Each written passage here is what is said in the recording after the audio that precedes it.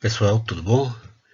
Vamos falar agora a respeito de Maquiavel, um tema muito importante, central na obra dele, O Príncipe, Virtude e Fortuna. Né? Vamos lá. Em 1498, aos 29 anos, Maquiavel exerce seu primeiro cargo público, passando a ocupar a segunda chancelaria. Esse fato ocorreu após a morte de Savonarola. Nessa atividade, cumpriu uma série de missões, tanto fora da Itália como em outras localidades. Né? Como secretário de Florença, uma das incumbências de Maquiavel era viajar, e foram inúmeras viagens realizadas pelo filósofo, bem como visitas a pessoas influentes. O secretário florentino relatava em cartas suas experiências, sendo elas muito apreciadas em Florença. Maquiavel, desde então, já demonstrava suas marcas de grande escritor, o que viria a acontecer posteriormente quando foi forçado a abandonar seu emprego na chancelaria. É, O Maquiavel, uma das grandes obras dele, foi O Príncipe. O Príncipe, onde o autor reflete a respeito do poder político e como mantê-lo. O pensador florentino discorre sobre um tema polêmico, né? O agir do príncipe para conquistar e manter-se no poder. Porém, nós devemos observar algo que ficou uma das marcas de Maquiavel, era o seu realismo. Em Maquiavel temos o nascimento da ciência política, fato este que se deve ao pensamento realista do pensador florentino. O autor do Príncipe apresenta em suas experiências vividas por ele no mundo político, como também de relatos históricos de tudo aquilo que tinha sido produzido sobre os grandes homens da política, desde a antiguidade até a época vivida por Maquiavel. Né? A preocupação do filósofo é apresentar a realidade vivida em sua época. Apesar de Florença ser o berço de grandes nomes da arte, ser uma cidade onde o Renascimento floresce, havia uma tensão política. Essa tensão ocorria entre outros motivos pelo fato da Itália ser um país extremamente dividido, com reinos, impérios, ducado, baronato e república. Quadro este em que a paz fica comprometida, tanto com o risco de invasões internas, como também por conflito externo. Então, era uma situação bem delicada, era um caldeirão que vivia Florença, né? A Itália de modo geral. Porque a Itália renascentista estava sob domínio de várias famílias poderosas, como a família dos Médici, família essa que nós já ouvimos falar muito a respeito deles, né? Que tornou-se uma dinastia política. Tendo seu poder fortalecido quando passaram a governar Florença. A família Pazzi, também outra família formada por ricos banqueiros florentinos, conspirou contra os Médici. Foram, porém, derrotados. Os Borges, também outra família poderosa, através da influência do pai Rodrigo Borgia e do tio avô Afonso Borgia, no seio da igreja, César Borgia teve todas as portas e caminhos abertos para sua missão. Essas famílias, como mais algumas, detinham o poder na Itália de Maquiavel. Maquiavel encontrava-se numa Itália fragmentada. Ao assumir o poder, não significa que o governante encontrará estabilidade. Muito pelo contrário. As sucessões de governos eram constantes, onde conspirações podiam ser consideradas como rotineiras. Sendo assim, manter-se no poder não era algo simples. Iria depender das ações do príncipe, da forma como ele agiria nesse contexto. Mas como chegar ao poder e se manter? Como os grandes reis chegam ao poder e o que eles fazem para se manter? Essa era a questão central que Maquiavel procurava entender. O pensador florentino não está disposto em falar de metafísica, em hipótese alguma, mas sim vai procurar dizer como as coisas são. Mas para isso é preciso, em primeiro lugar, haver autonomia da política em relação à moral. Como renascentista, não aceitava manter o teocentrismo, onde Deus deve estar no centro de nossas ações e pensamento, mas sim o antropocentrismo, em que o homem é visto como centro das ações. da cultura, da história. A proposta de Maquiavel apresenta uma ruptura com o pensamento medieval. Segundo o diplomata de Florença, ao almejar o poder e se manter no poder, o príncipe não pode agir conforme a moralidade vigente, ou seja, não deve adotar como princípios a moralidade cristã. Aí então você observa-se de Maquiavel um discurso que vai contra o pensamento medieval. Dentro desse contexto, há uma realidade que o autor do Príncipe está confrontando. Na realidade de Maquiavel, o poder não é algo que recebemos divinamente. O poder é para o filósofo, não é dado por Deus. Então, são essas questões, é claro, que fez com que Maquiavel fosse contestado, fosse odiado, principalmente pela Igreja Católica, né? Porque essa questão aqui do realismo dele, na realidade, ele fala algo que tem a ver não com o estado ideal, mas aí ele apresenta um estado real. Quanto à virtude política, né? A leitura do Príncipe, feita de forma superficial, sem um aprofundamento no pensamento do autor, pode levar a uma compreensão equivocada de suas ideias, podendo inclusive acreditar que Maquiavel busca exclusivamente aconselhar os tiranos. No entanto, uma leitura mais aprofundada observa-se que o objetivo central do diplomata florentino consiste na inovação, ou seja, está de acordo com o Zeitgeist. O que é Zeitgeist? É o espírito do tempo. No capítulo 15 do Príncipe, Maquiavel vai de encontro ao pensamento moralista. No início, o autor dirige-se dos que discursaram e escreveram a respeito da maneira de agir do príncipe. A maneira de agir do príncipe. Após alguns outros relatos, Maquiavel é incisivo, e diz o seguinte: sendo meu interesse escrever uma coisa útil para quem a escuta, parece-me mais conveniente seguir a verdade efetiva da coisa do que a imaginação sobre ela. Maquiavel prossegue. Agora ele vai abordar a questão da bondade como modo de agir do principesco e ressalta o fato de não ser bom. E fala o seguinte: pois um homem que queira fazer em todas as partes profissão de bondade deve arruinar-se entre tantos que não são bons. Essa afirmação de Maquiavel merece uma reflexão, merece a gente pensar mais um pouco. Considerando o pensamento do autor de O Príncipe, pode-se acreditar que ser virtuoso no agir político é algo considerado como um erro? Nesse contexto, a conduta virtuosa será derrotada pela conduta maldosa? Maquiavel, em sua trajetória na vida pública e com larga experiência como diplomata, vai afirmar que não. Porém, deve-se ter em vista o seguinte: a importância do conhecimento quanto à realidade efetiva dos fatos. A partir dessa compreensão, entenderá que a virtude, em sua concepção tradicional, consiste em um mal na ação política. Nesse sentido, Maquiavel rejeita completamente o postulado humanista, fundamental de que essas são virtudes necessárias a um governante para atingir seus fins mais elevados. Por essa razão, o diplomata florentino afirma: eis porque é necessário a um príncipe, se quiser manter-se, aprender a poder não ser bom e a valer-se ou não disso segundo a necessidade. Observa-se que Maquiavel não diz ser obrigatório ao príncipe não ser bom, muito embora não ser bom, trata-se de uma característica fundamental para chegar a se manter no poder.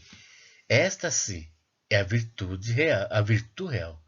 O pensamento tradicional quanto ao conceito de virtude não é aceito por Maquiavel.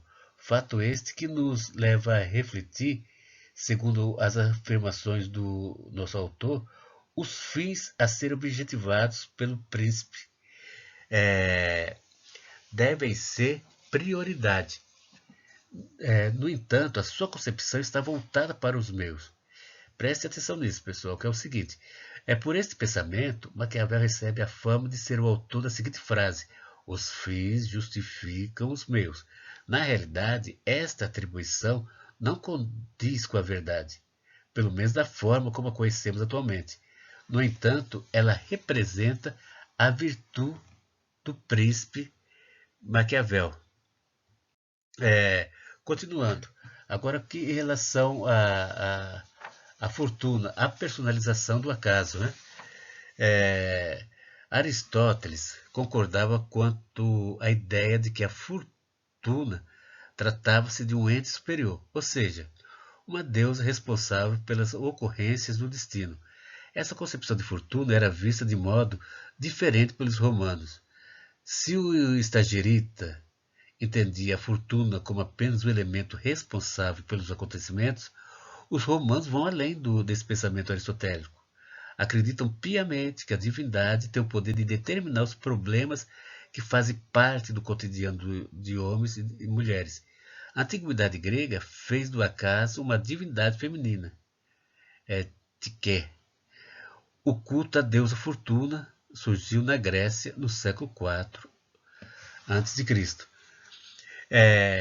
No entanto, admirada pelos religiosos romanos, apontada como a deusa grega, a fortuna era vista como símbolo da prosperidade e carregava um remo, representando o piloto da vida dos mortais.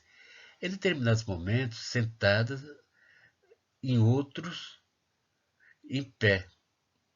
Então, não era uma imagem fixa, uma retratação.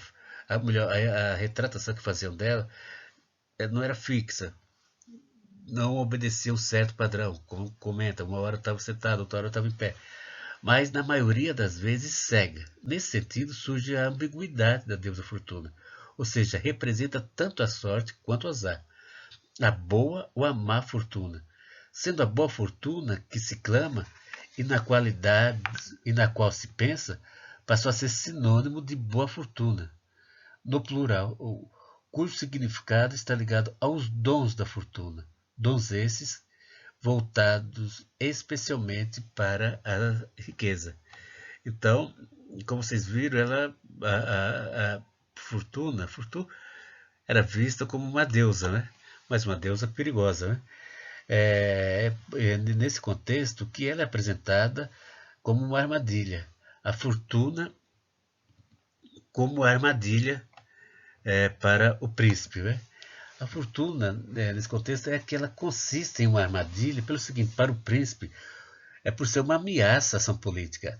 A fortuna é constantemente inconstante, é volúvel, sua natureza traiçoeira, sendo que aqueles que se deixam ser guiados pelos encantos da fortuna, não colocando nenhum obstáculo para impedir seu avanço, está fadado ao fracasso, à derrota, à humilhação.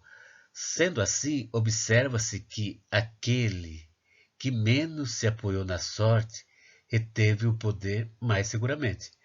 Maquiavel apresenta o termo fortuna na sua obra, O Príncipe, em diversas vezes. Segundo o pensamento de diversos autores de sua época, nas situações feitas à fortuna, há designações atribuídas ao acaso como o sucesso, a pura sorte, ou até mesmo muitas probabilidades de acontecimentos. Porém, observa-se que entre os vários sentidos, o que ocorre com mais frequência vem a ser quanto a ação política ou ação humana, sendo vista como uma deusa e atribuindo a ela uma força a qual a permite agir de modo imprevisível, no entanto intencional, que resulta em fins negativos e prejudiciais em relação às ações do homem. Porque, sem dúvida, porque a maneira como era vista, tida a fortuna, ela poderia tanto causar o bem ou o mal para o homem. E era justamente isso que Maquiavel procura trabalhar contra. É justamente isso que ele procura mostrar a realidade da fortuna, da deusa Fortuna. A ação da fortuna é ilimitada em relação às coisas terrenas. Está sob o seu controle, poder e a honra. considera-se como as bênçãos conferidas à divindade, oferecida àqueles que lhe convém. Em suas mãos também o poder do castigo, as maldições como a dor, a servidão, infame e pobreza. São poderes capazes de levar o homem ao sucesso ou ao fracasso. Levar um particular, um indivíduo qualquer, a ser príncipe, ou como também considerando como provável, ou ter a força de tirá-lo do poder. Esta situação é motivo de preocupação por parte de Maquiavel, porque é uma situação delicada para que possa manter o príncipe no poder. O diplomata florentino, então, ele entende a fortuna como um risco. Ela vai ser um risco à virtude, considerando que a virtude pode ser fragilizada e, consequentemente, falhar perante os encantos e armadilhas da fortuna. Certo? Então, nesse contexto, Maquiavel ele apresenta uma nova concepção em relação à fortuna. O que ele vai falar? Maquiavel busca compreender as ações da fortuna. Esse aí vai ser no capítulo 25 do livro dele. Um livro bem interessante, por sinal. Maquiavel faz algumas afirmações em que considera o nosso livre-arbítrio, entendendo que o homem não tem o direito de escolha dos caminhos que pretende seguir, seja ele certo ou errado. Nesse caso, pode-se considerar que o livre-arbítrio está morto. Nesse contexto, o pensador florentino admite que podemos ter o arbítrio da metade de nossas ações. Contudo, o autor não define quais as exigências dessa metade, se dependerá de esforço ou de virtude. Outra questão vista nesse capítulo é o fato de Maquiavel argumentar contra a crença na providência divina. Sua interpretação, sua intenção é destituir Deus do controle das coisas. Porque, segundo o diplomata, segundo Maquiavel, os entes divinos não deixam o ser humano totalmente seu direito de ação. Nesse contexto, Maquiavel faz o seguinte comentário, a sua analogia em relação à sorte. Compara-a a um desses rios impiedosos, que quando se enfurecem, transbordam pelas planícies, acabam com as árvores, as construções, arrastam montes de terra de um ponto a outro. Ao fazer uma analogia referindo-se à sorte, a considerando como um rio impiedoso, Maquiavel procura valorizar nossas ações no combate contra a fortuna. Nesse contexto, o autor do Príncipe chama a atenção de seus contemporâneos à ação, deixando claro que o poder da fortuna não vem a ser imbatível, podendo ele ser controlado, e assim o homem pode conduzir o seu próprio destino. O que é certo é que a metade que Maquiavel computa a ação humana é muito mais encorajadora do que o percentual zero com que inicia o capítulo. No entanto, diante da impossibilidade de exercer controle em relação à suposta força detetora das ações no mundo, permite afirmar que o acaso é real. Porém, se objetiva conter as ações das forças divinas. A virtude consiste no poder capaz de mudar essa realidade. Entende? Então, está na virtude a condição de reverter certas eventualidades causadas pelo acaso. Maquiavel, nesse contexto, ele defende a fortuna como um mecanismo que influencia na formação do Estado. Nesse sentido, permite conduzir, como foi falado anteriormente, privados, ou seja, pessoas qualquer a príncipes.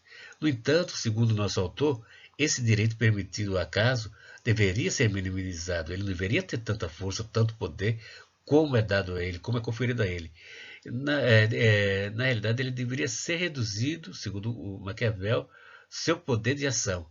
As bases, na realidade, estruturantes do Estado deveriam se consolidar em bases sólidas, o que permitiria o fortalecimento do Estado e, consequentemente, do príncipe, principalmente em momentos de crise.